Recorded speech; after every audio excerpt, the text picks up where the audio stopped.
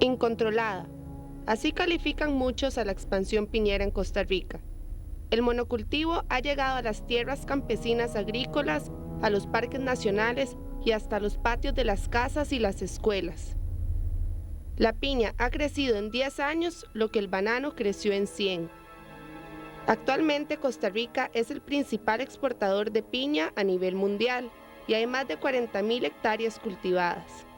El cultivo de la piña inició en el sur, luego se expandió al Caribe y hoy está presente en toda la zona norte, provocando daños sociales y ambientales que según quienes denuncian son irreparables.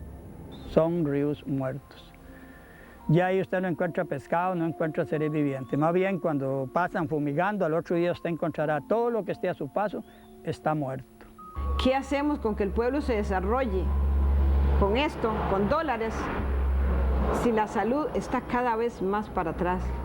Si vamos a la clínica, hay una tasa increíble de aumento de cáncer de estómago aquí en el pueblo de Pital. Aquí la gente está muriendo de cáncer. Si usted va a la clínica de Pital, está metida entre un piñal.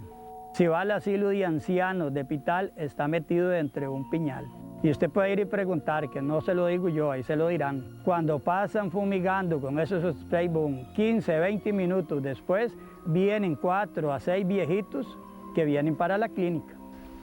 Hay vacas que abortan porque los químicos las hacen abortar y otras veces da mucha úlcera en los animales. A mí se me han muerto ya terneras porque les dio diarrea. Una de las zonas más afectadas es la de los chiles en la zona norte. En este lugar la piña ha traído graves impactos, tanto en la gente como en el ambiente. Aquí en el Jobo, en los chiles, está ubicada una escuela pública que se encuentra totalmente rodeada de piña, donde los estudiantes se quejan del mal olor y los mareos generados por los químicos. El Refugio de Vida Silvestre de Caño Negro, que es un humedal considerado por UNESCO como Patrimonio de la Humanidad, también es víctima de la expansión piñera. Los humedales se ven afectados por los sedimentos que traen los ríos desde las plantaciones piñeras. Esta gran cantidad de residuos termina por secar los canales, dejando a miles de especies sin hogar. Aquí pueden ver un canal seco donde antes había agua, donde antes se podía navegar. Esto era un humedal donde habían abundantes pájaros, flora, fauna, y ahora está totalmente seco por causa de la expansión piñera, por la tala de árboles que conlleva esta actividad. El humedal también es afectado por los drenajes ilegales que se dan en toda la zona norte. Los drenajes se cavan con el fin de eliminar los humedales y las quebradas, para transformar los terrenos en potreros o zonas destinadas a la siembra de piña. Ante esta situación, las autoridades del Ministerio de Ambiente no se han involucrado. Vecinos e inversionistas turísticos de Caño Negro afirman que la zona norte es tierra de nadie, lo que permite a las piñeras trabajar de una forma incontrolada. Además, cuando llueve, los agroquímicos como el bromacil y el diurón, utilizados para la producción piñera, se dispersan en el agua y llegan a los humedales de Caño Negro. Tomas aéreas demuestran cómo los químicos terminan en los canales. Pero la destrucción de los humedales también está amenazando la principal fuente de ingresos de Caño Negro y las comunidades aledañas, el ecoturismo. Muchos consideran que este refugio va a desaparecer en poco tiempo, y ante la falta de alternativas de desarrollo, muchos terminarán trabajando con las piñeras. Así, por ejemplo, funciona Improtsa, una empresa piñera de capital mexicano con más de 9.000 hectáreas en la zona norte. Nosotros sabemos que somos parte del problema, pero queremos ser la parte de la solución. Tenemos año y resto a través de descomponedores biológicos, de insecticidas biológicos, poner barreras naturales en todos estos lugares. No sé si vieron la amapola que mantenemos ahí. Jiménez también afirma que sus cultivos no afectan ni al ambiente ni a la salud de las personas, porque hacen un buen manejo de los agroquímicos. Sin embargo, Improtsa utiliza bromacil, químico prohibido en los Estados Unidos y en Europa. Ante toda esta problemática, es inevitable preguntarnos: ¿cuántos problemas sociales y ambientales tienen que suceder para que el Ministerio de Salud y el Ministerio de Agricultura hagan algo? Incontrolada, así califican muchos a la expansión piñera. Y es que como vimos en el reportaje, el monocultivo de la piña se ha expandido a parques nacionales y refugios de vida silvestre. Para conversar sobre los últimos o más recientes problemas socioambientales debidos a la expansión piñera en la zona norte, específicamente en el refugio de vida silvestre Caño Negro, se encuentra con nosotros Andrea Corte, quien es ambientalista y también inversionista turístico de la zona. Bienvenido. Muchas gracias. Andrea, tal vez si nos comienza contando cuáles son los efectos más directos que han sufrido los ecosistemas en Caño Negro debido a la piña. La piña es un fenómeno bastante reciente en la zona. Estamos hablando de que ha comenzado hace unos 2-3 años con unas piñeras por aquí y por allá, no de grandes extensiones. Más sin embargo, durante el último año, casi 2 años, sí las compañías se han expandido y ya estamos hablando de fincas de cientos de hectáreas que han ido destruyendo humedales y bosques, están convirtiéndolos en el suelo, crean drenajes, y todo esto sin ningún tipo de permiso y sin contar con las viabilidades ambientales que son requeridas por ley. ¿A qué se deberá esto? O sea, ¿es atractivo el terreno a pesar de ser un refugio? ¿Por qué? ¿Por qué llegan ahí? En este momento, dentro de los límites del refugio de vida silvestre Caño Negro, no hemos identificado ninguna piñera. Sin embargo, hay que tener en consideración que hay convenios internacionales, cual la Convención de Ramsar, que protege los humedales por ser un lugar de anidamiento y zona de alimentación de las aves migratorias. Las piñeras se están estableciendo en estas zonas, en todo el país, y inclusive gracias a una reforma reciente de la Ley de Conservación de Vida Silvestre, se establece claramente que esos humedales son protegidos independientemente de si son o no parte de refugios así declarados. No importa si es una propiedad privada, siempre y cuando es un humedal por sí mismo, por ser un humedal, está protegido. Y lo que están haciendo es convertir esos humedales en zonas de cultivo. ¿Hace como cuánto calcula usted que llegaron las piñeras y cuáles son las principales afectaciones o impactos en la zona? Las afectaciones primordiales son la destrucción de los suelos. Las piñeras lo que hacen es que remueven mucho el suelo se suelta mucho y cuando empieza a llover las aguas crean fuertes escorrentías, se llevan muchos sedimentos a los ríos, además de los químicos que se utilizan en la producción piñera, llegan a afectar lo que son los mantos acuíferos y eso ya tenemos una gran lección de lo que es la zona del Caribe. Como decía usted, no están exactamente ahí, pero nosotros, bueno, en la gira tuvimos la oportunidad de ver que hay grandes cantidades de sedimento. Tal vez si nos explica cómo es que eso afecta también Bueno, hay que tener el contexto de lo que es la cuenca baja de Río Frío, que es donde operamos nosotros desde hace unos 8 años. La sedimentación se da por un fenómeno natural en principio, mas sin embargo las actuaciones del hombre, primero con la deforestación, han hecho que ese proceso sedimentológico ha ido incrementándose de forma exponencial. Ahora llegan las piñeras en todo lo que es el sector de Catira, Guatuso, llegando hacia el norte, y lo que hacen esas piñeras es que aumentan los procesos de sedimentación. Y por cuestiones ecológicas, Caño Negro es uno de los puntos más bajos de todo el sistema hídrico de la cuenca baja de Río Frío, que llega hasta el lago Nicaragua, y ahí es donde se depositan los sedimentos. Lo que se está haciendo es colmatar todo el sistema lagunar de Caño Negro de sedimento. ¿Sabe usted si son las mismas piñeras o la misma forma, digamos, las mismas transnacionales que están en el Caribe, las que están en esta zona? ¿La misma forma de trabajar? No, nosotros estamos investigando 3 compañías piñeras en ese momento, de las cuales ninguna tiene viabilidad ambiental y ya están operando. Estamos revisando otras. Hicimos 2 vuelos hace un par de semanas y la situación es muy preocupante. En cada lado, cada lugar están haciendo una piñera nueva.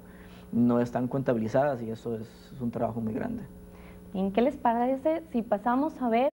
Bien, tal vez si retomamos, usted nos comentaba sobre unas tomas aéreas que hicieron, ahorita las vamos a ver en este momento en pantalla. ¿Qué revelan esas imágenes? Bueno, revelan la gran expansión piñera, revelan que identificar si las compañías están operando no es muy sencillo porque la mayor parte de las piñeras están al borde de las vías principales. Revelan que existe un serio problema administrativo más allá de las compañías. Tenemos una administración pública que tiene la obligación de velar por la conservación de los recursos naturales, y cuando esas compañías se establecen al borde de la única vía nacional que lleva a los chiles o que lleva a Caño Negro, y ningún funcionario público del Ministerio del Ambiente, del Ministerio de Agricultura o del Ministerio de Salud que pasa por ahí se cuestiona si esas compañías tendrán todos los permisos, entonces estamos frente a un problema administrativo relacionado con un problema ambiental. Ustedes de cierto modo se sienten entonces abandonados, no hay autoridad que llegue ahí a supervisar nada. Absolutamente, y inclusive cuando nosotros hacemos denuncias, y eso es uno de los fines principales de nuestra asociación, recolectar información para hacer la denuncia del caso, el obstáculo principal es exactamente la administración pública, aquellos funcionarios que están destacados en la zona del Ministerio de Salud, del Ministerio del Ambiente, que en lugar de ayudar por sus fines, por eso están creados los ministerios, para ayudar en lo que es la conservación de la naturaleza, más bien normalmente toman partidos a los grandes inversionistas y encuentran las excusas para que puedan seguir operando sin los permisos, es decir, violentando la ley. Esta zona es turística y está este refugio de vida silvestre, Caño Negro, que es tan famoso, ¿verdad? De cierto modo se ha afectado el ecoturismo de la zona debido a la piña. Bueno, la piña es un proceso que culmina un proceso de degradación que viene dándose desde hace unos 30 años más o menos. Caño Negro sí se está afectando. Estamos a punto de perder el sistema lagunar de Caño Negro. Tenemos ya un ejemplo en la zona que es el refugio de vida silvestre Las Camellas. Ya ese refugio no existe como era anteriormente, se ha colmatado, y el mismo proceso sedimentológico se está dando en la zona de Caño Negro. Hay decenas y decenas de familias que trabajan del turismo rural en la zona, hay muchos botes para llevar a la gente, lo que pasa es que durante la época de verano ya no hay agua en el río Frío, y no parece cierto, pero sí es, a veces se puede navegar exclusivamente con un kayak, y eso a pesar que hace algunas décadas el río Frío era el único medio, única vía de transporte entre Guatuso y San Carlos de Nicaragua. Hoy en día apenas se puede navegar con una canoa o un kayak durante la época de verano. Bien, vamos a continuar hablando sobre este tema.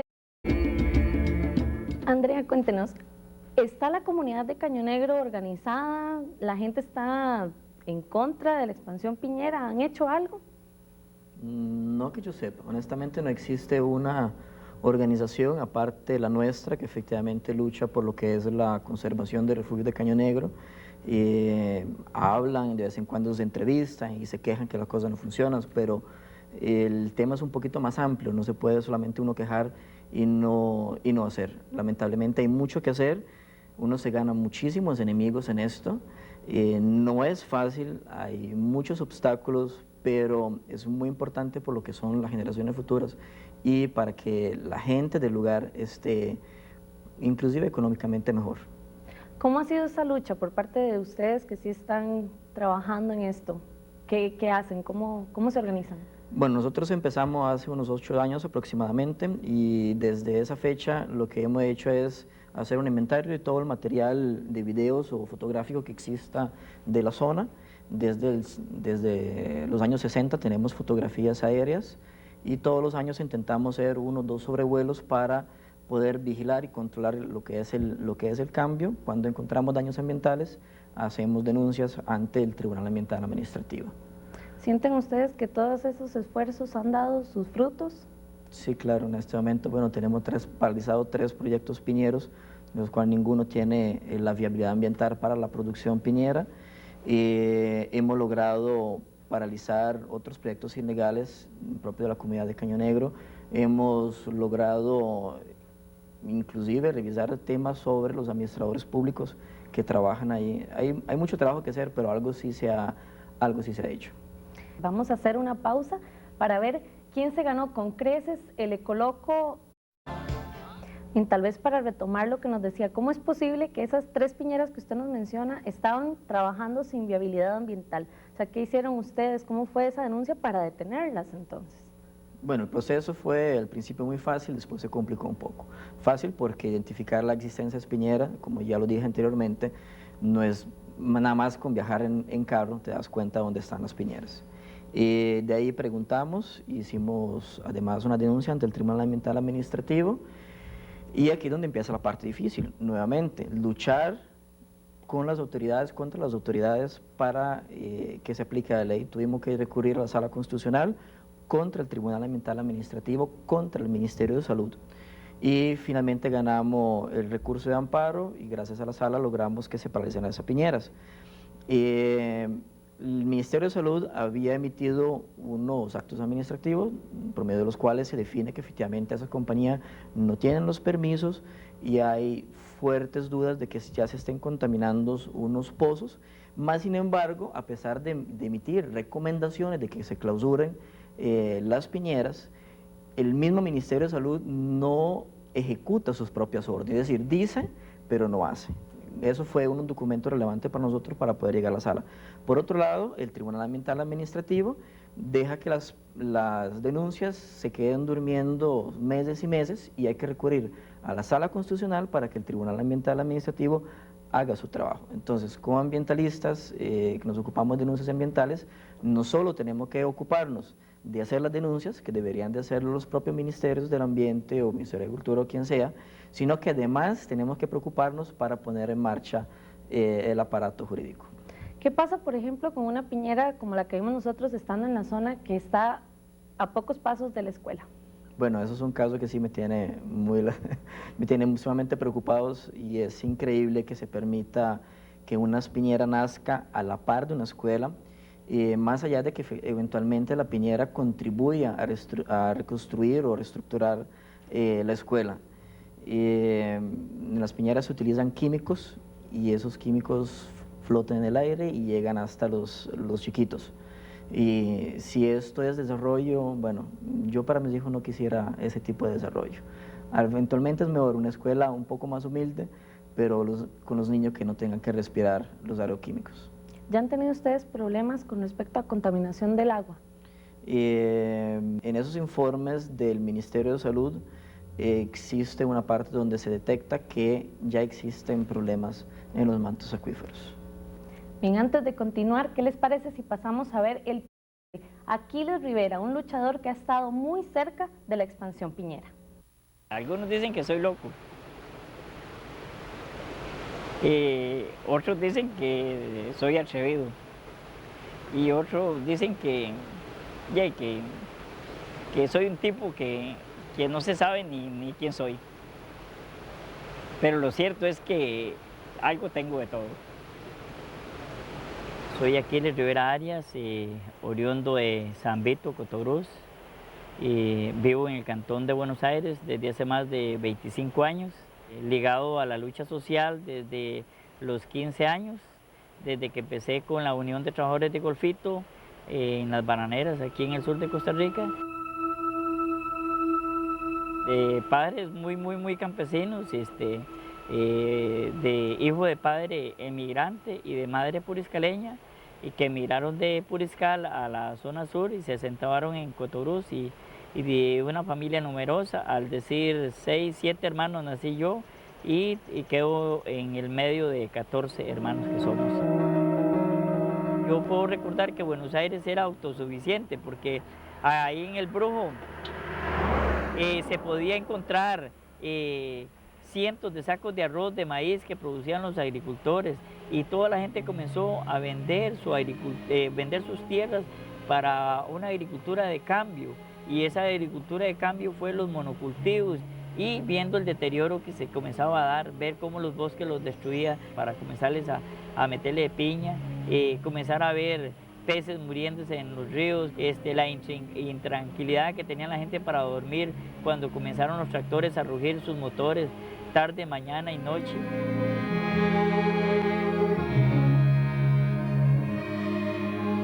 El año pasado, en el mes de mayo, nuestra oficina fue accedida brutalmente, perdiéndose en documentos, desbaratando lo que los dejaron ahí.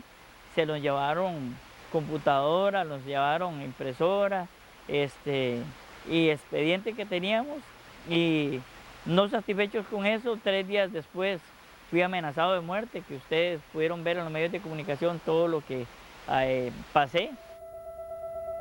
Yo voy del hospital hacia mi casa un carro a alta velocidad de color negro se me acerca, se bajan 4 tipos y el chofer de frente de mí y me dice, mire hijo de tal, deje lo que usted está haciendo porque lo contrario lo tenemos que liquidar.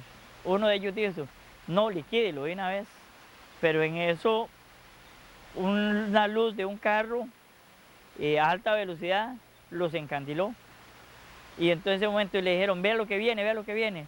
Entonces se metieron, trataron de meterse al carro y yo brinqué una tapia que habían hecho un vecino ahí y por ahí me aventé y salir a mi casa sin usar la vía pública.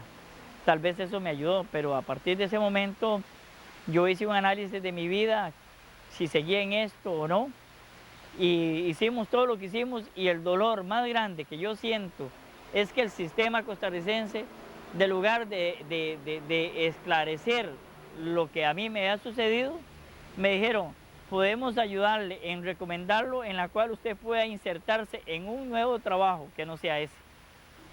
¿Qué hace que usted lo maten cuando las empresas y todo el sistema va a seguir igual? A mí me dolió porque fueron representantes del Estado costarricense los que me dijeron eso.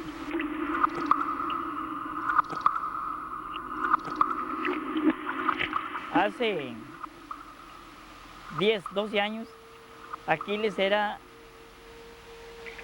el idiota, el personaje aquel controversial que se oponía a Pindeco, se oponía a la municipalidad, al MINAI, por lo que yo decía. Y hoy, gracias a Dios, no es Aquiles, ya hay un conglomerado de personas que creyó en lo que yo estaba diciendo.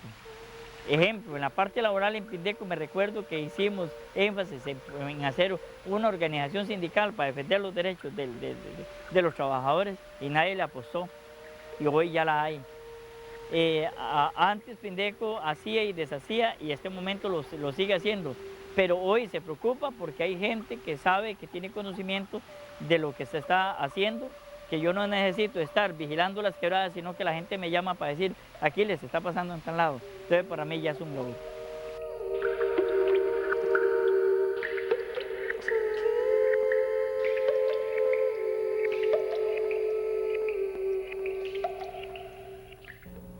Andrea, ya como para concluir, ¿cuál es el futuro de Caño Negro, del turismo, de la gente en la zona? El futuro del refugio de vida silvestre de Caño Negro, si seguimos con esas políticas, con esa falta de aplicación de las políticas ambientales, porque la política existe, pero no se aplica. La legislación es buena, pero no se aplica. Bueno, el refugio va a desaparecer. Se va a terminar de colmatar de sedimentos en muy poco tiempo, no vamos a tener más la flora y la fauna que solía estar, y esto conlleva a una destrucción de la poca economía que queda en la zona. No quedará más que seguir sembrando piña. Lamentablemente ese podría ser el futuro de Caño Negro. No lo veo como un buen futuro. Las piñeras no ocupan manos de obra calificadas, ocupan manos de obra sin escolarización y no hay un futuro próspero alrededor de ese tipo de cultivos. En ese caso, ¿cuáles serían sus expectativas entonces, a modo positivo? Algo positivo, bueno, positivo sería que hay que empezar a aplicar la normativa. Todos necesitamos comer, necesitamos buena agricultura, necesitamos una agricultura que sea compatible con la naturaleza y que sea compatible por ende con el ser humano. Una agricultura, de hecho de esta forma, no nos va a llevar absolutamente nada. Bien, esto es todo por hoy. Agradecemos a Andrea Corte por haber venido. Muchas gracias por la invitación. Los invito para que nos acompañe a esta misma hora y que continúen con la programación de Canal 15. Esto fue Era Verde.